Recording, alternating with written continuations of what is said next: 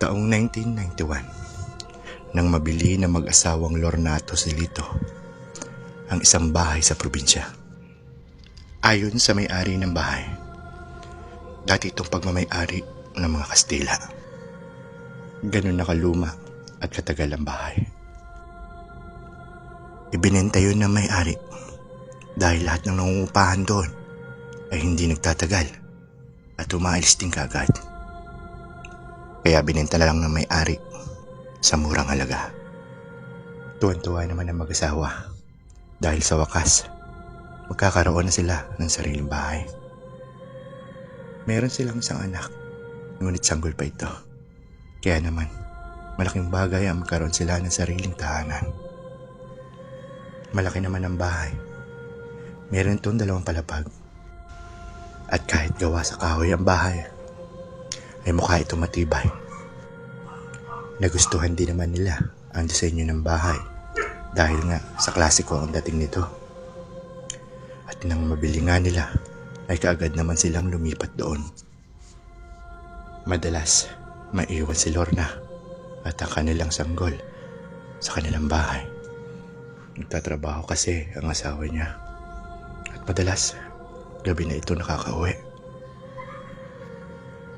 Isang araw, habang naghuhugas ng plato si Lorna, ay narinig niya na bumukas ang pintuan ng kwarto nila sa unang palapag.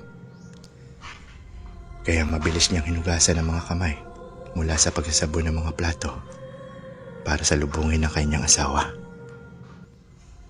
Ngunit laking gulat niya nung pagpunta niya sa kanilang kwarto ay wala naman ito napansin tao. Pero bumukas ang pinto at iyak ng iyak ang kanilang anak na nakahiga sa tuwian. Kinabahan siya at nagtataka na kung paano bumukas ang pintuan ng kanilang kwarto. Gayong wala naman doon ang kanyang asawa. Pero hindi na lang niya yung pinansin at kinarga na lang niya ang kanyang anak na nakahiga sa duyan at pinatahan niya ito. Maya-maya ay parang may napansin siyang isang anino na mabilis na dumaan sa labas ng kanilang kwarto at nakita niya yon sa may pinto. Nanlaki ang mga mata niya sa takot pero inisip na lang niya na baka guni-guni lang yun. Isang araw, tinanong niya ang kanyang asawa na kung mayroon ba siyang napapansin kakaiba dito sa bahay. Anong kakaiba? Wala naman ako napapansin kakaiba. Baka naman siguro dala lang yun ang pagod mo.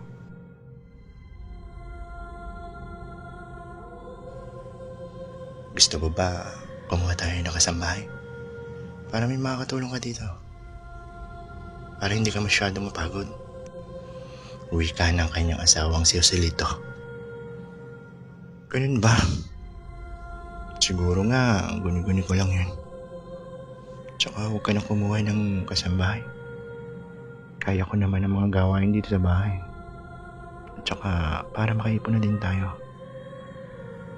At isa pa, malapit na yung birthday ng anak natin. Uwi ka ni Lorna sa kanyang asawa. Kaya nagkasundo na lang ang mag-asawa na hindi na sila kukuha ng kasambahay. Nagdaan pa ang mga araw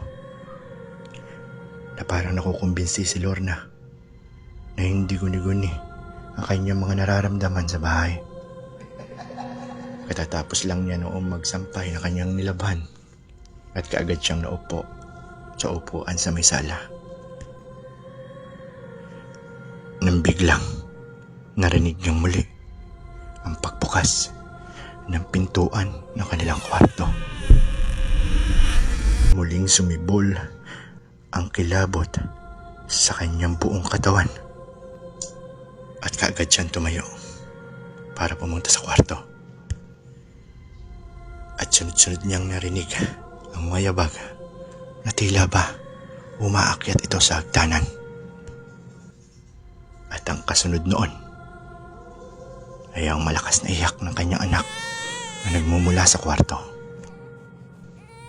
Kaagad siyang tumakbo kahit kinikilabutan siya sa takot. Laking gulat niya nang makita niya na sobrang lakas ng uga ng tuyan. Nanlaki ang mga mata niya nang makita niya ang kanyang anak na nasa sahig na ito. At nakarinig siya mula sa pinto ng isang halakhak ng isang babae. At muling narinig niya ang mga yabag ng mga paasagdan na tila ba tumatakbo ito papunta sa ikalawang palapag. At kaagad kinuha ni Lorna ang anak. Labis na siyang nababahala sa nangyayari at lubhang natatakot na rin siya. Kinagabihan ay biglang inapoy ng lagnat ang bata.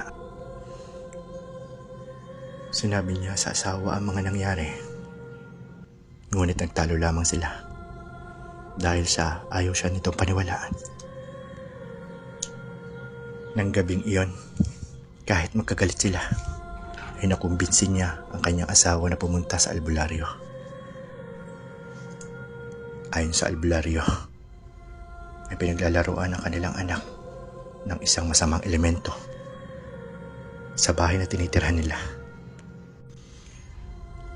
Hindi sa tinatakot ko kayo, pero ang masamang elemento na naglalaro sa anak nyo ay kasakasama nyo rito.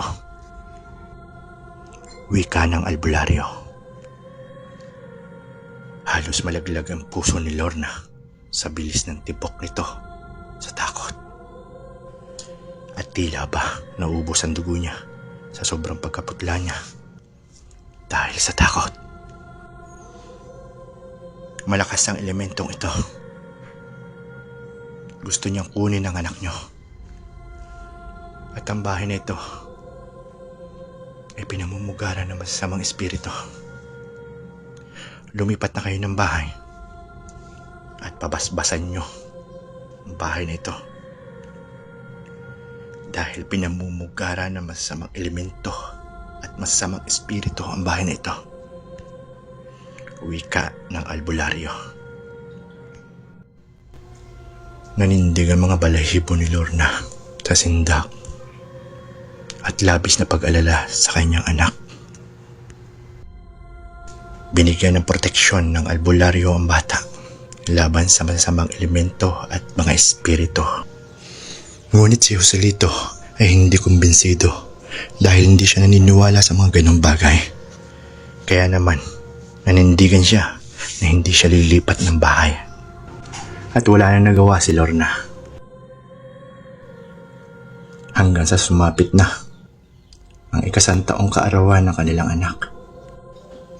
Maraming bisita ang dumalo, mga kamag-anak at mga kaibigan. Kumuha rin sila ng photographer at nagpakuha ng mga larawan kasama ang kamag-anak at mga kaibigan. Labis naman naging masaya ang karawan ng kanilang anak.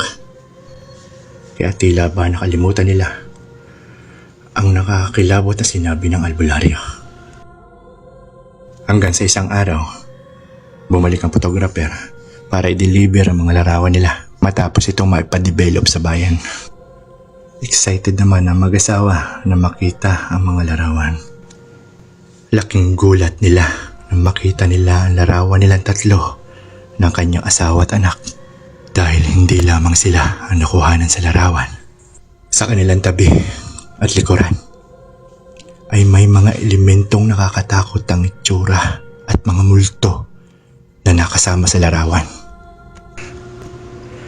Naihagis yun ni Lorna at nagsisigaw siya sa takot. Nabigla rin si Joselito at saka lang siya naniwala. Labis siyang kinilabutan at nanindig ang mga balahibo niya sa katawan sa sobrang kilabot. At maya-maya pa, nagpatay sindi na ang mga ilaw. Nagbukas sara ang mga pintuan at malakas na umihip ang hangin. Nakarinig sila ng mga yabag ng mga paa na nagtatakbuhan sa may hagdanan.